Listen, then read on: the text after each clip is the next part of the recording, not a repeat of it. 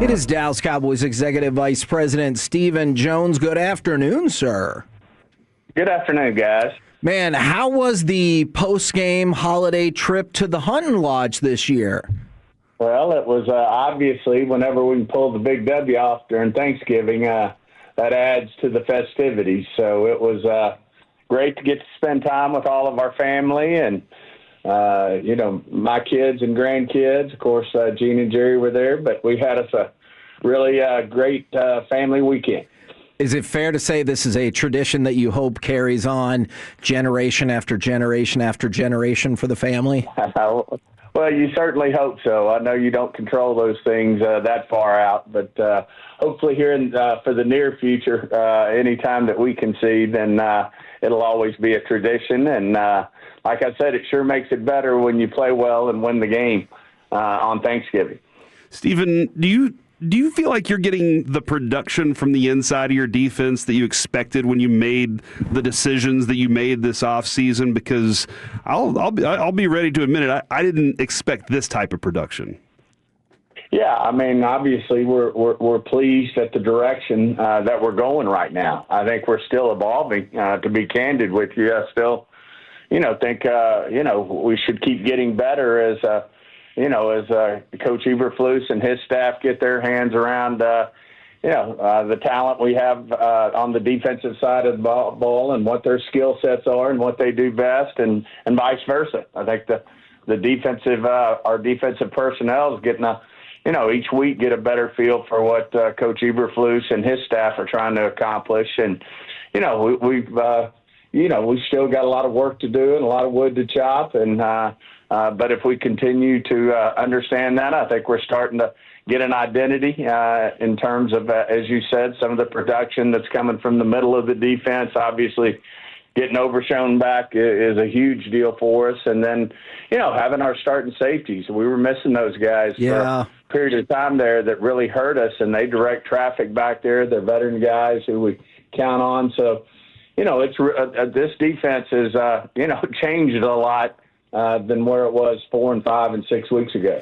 And a lot of that focus we've all had is on the field, but what about in the locker room? How important is it for everyone to get kind of assimilated and get that team chemistry going, especially when you have a lot of new guys or people coming back from injury as well? Well, the challenges this team went through, 3 weeks ago, with the passing of Marshawn Needling, I think it brought us together even tighter as a group, and as Schotty likes to say, a family. And I think Coach Schottenheimer and the staff did a great job with the players. I think the players, certainly, as you said, have an identity and a purpose and playing for one another. And but they've overcome a lot, and I do think this team is just getting better. Obviously, you beat the defending Super Bowl champs and the other team that was in it and had won it the year before. That's two big wins, and it really helps the confidence. And I think, as I said, it helps the team chemistry and the culture in our locker room. Do you ever take a moment to kind of sit back and smile seeing Schottenheimer have this kind of success right now? As you told us at the beginning of the season, you said you felt it was going to build. You said it was going to be a work in progress, and right now it looks like all that work's paying off. But Schotty has, in his first season, is having some really good success, and I feel like that's got to be nice to see for a guy like that. Well, it's always good when you, and I don't think we had any preconceived. I know we didn't have preconceived notions. When we finally decided we were not going to have Mike back, that Schotty was our guy. I mean, we really wanted to go through a process, but obviously as that thing evolved and it came around, and it's great to see those things pay off. And certainly he just got, with each interview he was more and more impressive, and certainly we had a good feel for him, but obviously he's I think exceeded everybody's expectations, and he's just doing a great job coaching the Cowboys right now. Did you guys think that y'all were one move away when you made the trade for Quentin Williams? I've heard some people say, "Oh, is that one move?" Did y'all think we're just this one move away, or was there other things you were thinking at that time? No, I don't. We try to stay away from one move away winning it in that given year. I mean, this was a long-term play. Obviously, we were making a long-term play when we made a very difficult decision to trade Micah. But we're looking at Kenny not only to help us win this year, but in the future. And then the same thing with Quintum. When you give up that kind of capital for a player, draft capital, then, you got to have a vision. And we just felt like, he was the guy we were looking for in there to go with Osa and Kenny. And that could really make a difference this year. But also it wasn't just a one-time roll of the dice where, we're going to, do something different next year. I mean, those three guys are in our plans and, feel good about how it's evolving and how it's worked out. And we had long conversations about how the three big guys would play together. And, they're all playing 40 to 45 snaps a game. And, right now it's really working out. Stephen, Javonte Williams, we've all been in love with what he's accomplished this year. He's truly helped my fantasy team. But the other thing, though, is Malik Davis has given us some pop. Can you kind of explain Malik Davis's career here in Dallas as it's gone along?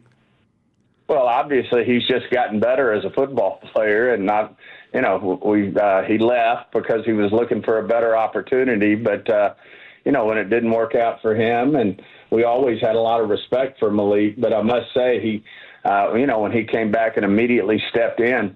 When we signed him, he's done nothing but impress the coaches, not only as a running back, but he's done everything that's asked of him on special teams. He's becoming, one of Sorensen's favorites. So, he's just doing everything that's asked of him. And obviously that's what you want when you're looking for a really good backup running back. And certainly he can do that. I think if he were asked to, he could certainly carry the ball 15, 20 times a game if he needed to. On the flip side of that, we got Jaden Blue, who's coming along, but he's got a different skill set. He brings explosiveness and that type of thing, but he'll grow into being a really good asset for this team as well. And when you say grow into being a really good asset, I know physicality is a part of it, but mentally, do you think he's had to learn some lessons this year as a rookie about fitting into professional football? Yeah, I do. I think that can happen to a lot of rookies. I mean, not everybody comes into this league ready to go. And, there's story after story after story where guys get off to a slow start and then evolve into a really good situation. And, not unlike I was talking about, getting a feel for one another. That's been the case with Jaden. And I think Coach Schottenheimer and the staff are learning what his skill sets are and what he does best. Not unlike Turpin. I mean, Turpin evolved into being a good offensive player for us and obviously a great returner. I mean, Jaden Blue's got some of that same explosiveness, and I think he can do some of those things for us in the future. Turpin, also a great recoverer of fumbles, right? Maybe the biggest play of the year. I mean, it just, Schotty's going to play that again and again and again when he's coaching these guys to cover down on the ball when the runner breaks out into the open like that. And, that's coached, and he was chasing the ball and right there to get it when the ball popped out. And what a huge recovery. I mean, that, is one of the bigger plays of the year. I think we'd all agree with that. I know players are always anxious to get back out on the field, and I've heard what he's had to say.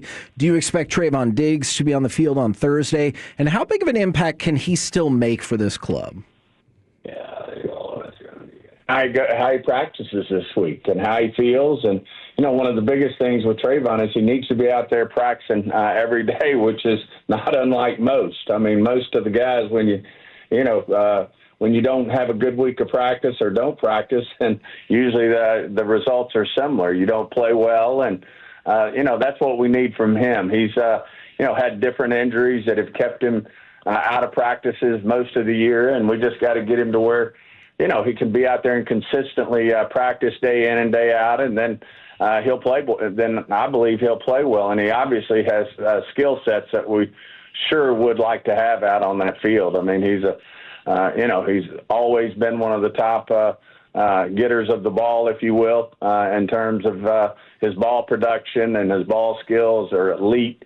And I still think, we can get that out of him, and boy, do we need it down the home stretch. But we'll see how this week goes in practice. A lot of rumor and innuendo out there, of course, so who better to talk to than go right to the source? Do you feel like the organization's relationship with Trayvon Diggs has been strained at all in the last 12 months? No, I think it's just all part of, when you certainly have challenges and you have adversity, that's a tough thing for players, for the organization when a player's, had the tough injury situation that he's had, with having a couple of real difficult injuries, and then obviously trying to play his way back into, being the type of guy that he wants to be, that we want him to be, and that's certainly why we gave him a big contract, but because we think so much, we think a lot of him. Did you feel like CeeDee Lamb's game was a "don't ever doubt me" game to everybody out there? Well, no one in our organization doubted CeeDee Lamb. I can assure you that. He's one of the great ones. It just so happens there's two great ones running around out there right now that are making plays for us. And as I think we can all see, our fans see, and everybody sees that, that makes it difficult on the other team. And then you mentioned Javonte. He's just having a great year, and Ferguson from the tight end spot. This offense, and then, of course, the leader of the whole group's Dak. And, in my mind, he's having one of the best years he's ever had as a pro. Kevin and I both had a conversation this morning. We said we're not going to ask you if you're going to re-sign George Pickens for the rest of the year. If you can agree that you'll tell us first. Does that sound like a pretty good deal? Well, I can tell you this. Anyone watching him play, what we want. What Jerry and I want is to get him signed. Obviously, we've got work to do there, but certainly, George has just been an amazing pickup for us, and he's doing everything the right way, and certainly a guy that we'd like to have around here. And, and we saw this again on Thursday, how much of a weapon is not only being able to throw the deep ball, whether it's to Pickens, Lamb, or whoever, but also having receivers that are so good at drawing so many big yardage pass interferences as well. That's what makes them great. Is I do think these corners that are covering them, and they're going to get some really good corners, get anxiety when they can see when they feel that ball is about to come down, because they know both those guys just have elite ball skills and so difficult to defend. And I think that's when they start to get grabby and handsy, trying to figure out how they're going to keep them from catching that ball. Now, Stephen, this stretch that you guys have here, like, it can be daunting. It definitely can be. It can give you reason to drag. Do you see any drag from this team right now heading to Detroit, or is it, no, these wins have just given us a jolt?